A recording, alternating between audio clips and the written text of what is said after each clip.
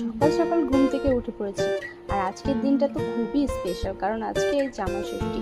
আর আমাদের প্রথমবার বিয়ের পরে জামাই ষষ্ঠী, তো তার জন্য আমাদের খুবই এক্সাইটেড ছিলাম।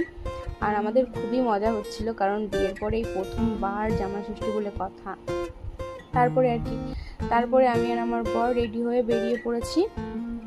এখানে যেতে যেতে ওকে বলছিলাম যে তোমার ফিলটা কেমন হচ্ছে। ও বলছিল আমার তো খুবই মজা হচ্ছে। তারপরে আর কি কিছু ছোটোখাটো কেনাকাটা ছিল, সেটুকু সেরে ফেলে আবার বেরিয়ে পড়লাম বাড়ির উদ্দেশ্যে।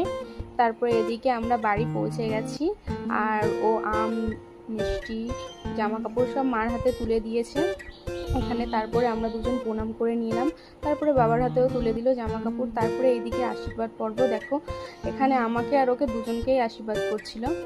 আর যেহেতু মার সঙ্গে আমার গিয়েছিলাম আমি জামাই ষষ্ঠীতে, তো আমি ছোটোখাটো কিছু নিয়ম জানি।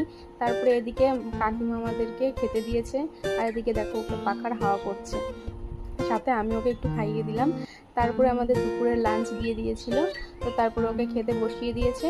তা টাটা।